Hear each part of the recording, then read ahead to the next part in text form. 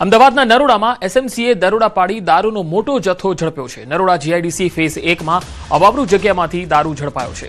10.97 લાખની કિંમતની દારૂની 2628 બોટલ મળી આવી છે। 6 વોન્ટેડ આરોપીઓ સામે નરોડામાં ગુનો દાખલ કરવામાં આવ્યો છે।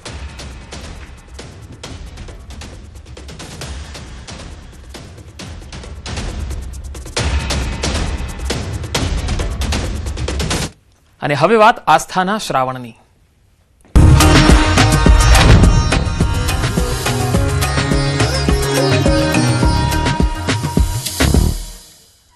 મધ્યપ્રદેશના ઉજ્જૈનમાં ભક્તોની ભારે ભીડ જોવા મળી રહી છે, કારણ કે આજે સોમવાર છે અને નાગપંચમી પણ છે, જેના કારણે ભક્તોનું કીડિયારું ઉભરાયું છે। મોટી સંખ્યામાં ભક્તો અહીંયા ઉમટી પડ્યા છે। મંદિર બહાર સુધી ભક્તોની લાંબી કતારો લાગી ગઈ છે। ભારે ભીડને કારણે શ્રદ્ધાળુઓને ખૂબ જ મુશ્કેલીનો સામનો પણ કરવો પડી રહ્યો છે। વહીવટી તંત્ર દ્વારા દર્શન વ્યવસ્થા સુચારુ રાખવાના પ્રયત્નો થઈ રહ્યા છે। આ તસવીરોમાં તમે જોઈ શકો છો, શ્રદ્ધાળુઓને સરળતાથી દર્શન થાય તે માટે પ્રશાસન કાર્યરત તો છે, પણ ભીડ એટલી બધી છે કે અહીંયા દર્શન માટે કલાકો સુધી લાઇનમાં ઊભા રહેવું પડે એ પ્રકારની સ્થિતિ છે। તો જે લોકો ઉજ્જૈન જવા માંગે છે અથવા તો ઉજ્જૈન જઈ રહ્યા છે અથવા તો ઓન વે છે, તે લોકો આ દ્રશ્ય જોઈ લે, કારણ કે ઉજ્જૈનમાં ભારે ભીડ છે। અહીંયા આ ભીડને જોઈને તમે અંદાજ લગાવી શકો છો કે તમારો નંબર દર્શનમાં ક્યારે લાગશે। આજે સોમવાર છે, શ્રાવણ મહિનો છે, ત્યારે અહીંયા દર્શન કરવા માટે દેશભરમાંથી લોકો આવ્યા છે। ત્યારે આ તસવીરો જોઈને જ ખ્યાલ આવી જશે કે તમે સવારે જો દર્શનમાં ઊભા રહેશો લાઇનમાં, તો સાંજે પણ વારો આવે એવી સ્થિતિ દેખાઈ નથી રહી। અને અહીં સુધી પહોંચવા માટે લાંબા ટ્રાફિક જામમાંથી પસાર થઈને આવવું પડી શકે છે।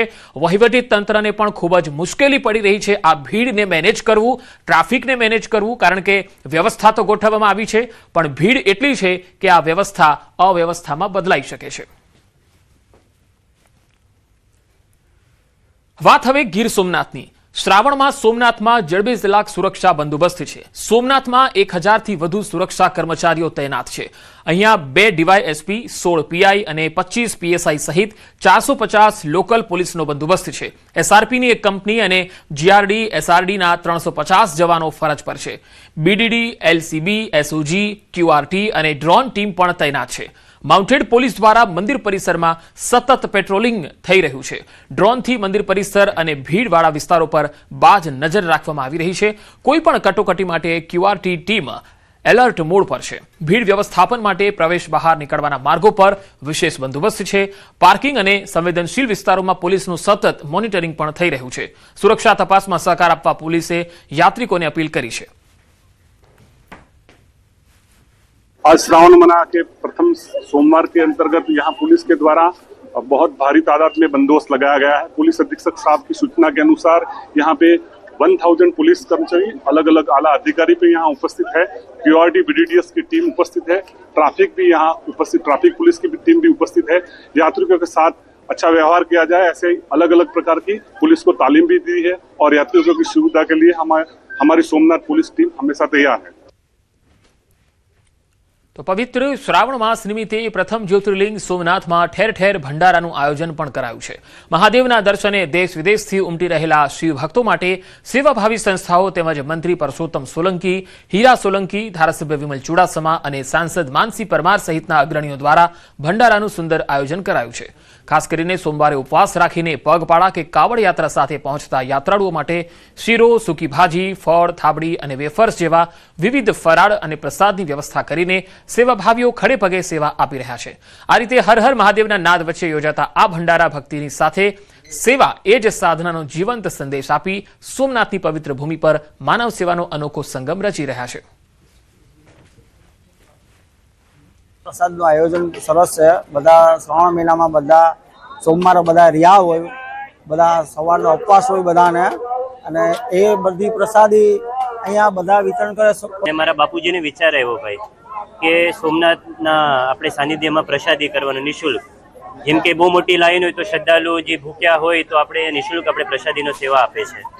શિવ ભક્ત છે ભાઈ અમે, તો અનુભવ તો અમને બહુ સરસ થાય છે ભાઈ। પવિત્ર શ્રાવણ માસ અને શ્રાવણ માસને લઈ અને શિવ ભક્તો છે તેમાં અનેરો ઉત્સાહ હોય છે। તો સાથે સાથે શિવ ભક્તો છે તે શ્રાવણ માસ દરમિયાન ઉપવાસ પણ છે તે કરતા હોય છે। ત્યારે આ ઉપવાસ કરતા જે લોકો છે તે પ્રથમ જ્યોતિર્લિંગ સોમનાથ મહાદેવના મંદિરે દૂર દૂરથી અહીં દર્શન કરવા માટે આવતા હોય છે। ત્યારે જોઈ શકાય છે જે પ્રમાણે અહીં આ ભંડારાઓ છે તેમનું આયોજન કરવામાં આવ્યું છે। મોટી સંખ્યામાં આ ભંડારાઓની અંદર ભાવિકો છે તે પ્રસાદ લઈ રહ્યા છે, કારણ કે અલગ અલગ લોકો દ્વારા આ જે ભંડારાઓ છે તેમનું આયોજન કર્યું છે, કારણ કે એક પ્રકારે કહી શકાય કે દૂર દૂરથી ભક્તો જે છે તે અહીં દર્શન માટે આવતા હોય છે, અને આ દર્શન માટે આવતા ભક્તો છે તેઓને દિવસભર ભૂખ્યા ન રહેવું પડે અને સાથે સાથે તેઓનું આરોગ્ય છે તે પણ જળવાઈ રહે તે માટે થઈ અને અલગ અલગ ભંડારા ચાલકો છે તેમના દ્વારા આ ભંડારાનું છે તે આયોજન કર્યું છે, અને મોટી સંખ્યાની અંદર આ ભંડારાઓમાંથી ભાવિ ભક્તો છે તે મહાપ્રસાદ લઈ રહ્યા છે.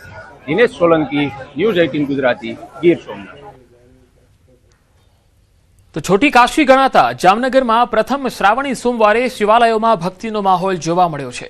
શહેરના મધ્યમાં આવેલા પૌરાણિક કાશી વિશ્વનાથ મહાદેવ મંદિરે સવારથી જ ભક્તોની કતારો લાગી. શ્રાવણ માસ અને તેમાંય સોમવાર ભગવાન ભોળાનાથની ભક્તિ માટે વિશેષ મહત્વ ધરાવે છે. ચારે દિશામાંથી દર્શન થતા આ અનોખા શિવાલયમાં ભક્તો મોટી સંખ્યામાં દર્શન માટે ઉમટી પડ્યા. મંદિરમાં ભગવાન શિવનો વિવિધ દ્રવ્યોથી અભિષેક કરી ભક્તો ભોળાનાથની ભક્તિમાં લીન બની ગયા. શ્રાવણ મહિનાનો પહેલો સોમવારે કાશી વિશ્વનાથ દર્શન કરવા આવ્યા. સવારની બહુ મોટી લાઈન છે અહીંયા. અમે અહીંયા શ્રાવણ મહિનાના પહેલા સોમવારે દર્શન કરવા આવ્યા છીએ. અહીંયા બહુ જ સરસ છે અને ગળદી છે અને ચારેય દિશામાંથી મહાદેવના દર્શન થાય છે. છોટી કાશી ગણાતા જામનગરમાં અનેક શિવાલયો આવેલા છે, જ્યાં શ્રાવણી પ્રથમ સોમવારે ભક્તોની ભીડ છે તે લાગી છે. જે પ્રકારના દ્રશ્ય આપ જોઈ રહ્યા છો, જામનગરની મધ્યમાં આવેલું આ કાશી વિશ્વનાથ મંદિર છે કે જ્યાં હાલ શિવાલયમાં ભગવાનની પૂજા અર્ચના છે તે કરવામાં આવી રહી છે. દુગ્ધાભિષેક, જલાભિષેક છે તે થઈ રહ્યો છે. જે પ્રકારે અત્યારે ભગવાનના દર્શન કરી અને લોકો ધન્યતા અનુભવી રહ્યા છે. ભગવાનને વિવિધ દ્રવ્યોથી અભિષેક પણ કરવામાં આવી રહ્યો છે. જે પ્રકારે આ મંદિરમાં લાંબી ભક્તોની કતારો છે તે લાગેલી અહીં જોઈ શકાય છે. હાલ વહેલી સવારથી જ અહીંયા જીવ અને શિવનું મિલન થતું છે તે જોવા મળી રહ્યું છે. મંદિરની બહાર પણ પરિસરમાં ભક્તોની લાંબી કતારો છે તે અહીં જોઈ શકાય છે. હાલ ભક્તિમય વાતાવરણ છે તે પ્રથમ શ્રાવણી સોમવારે જોવા મળી રહ્યું છે. ન્યૂઝ 18 ગુજરાતી, જામનગર.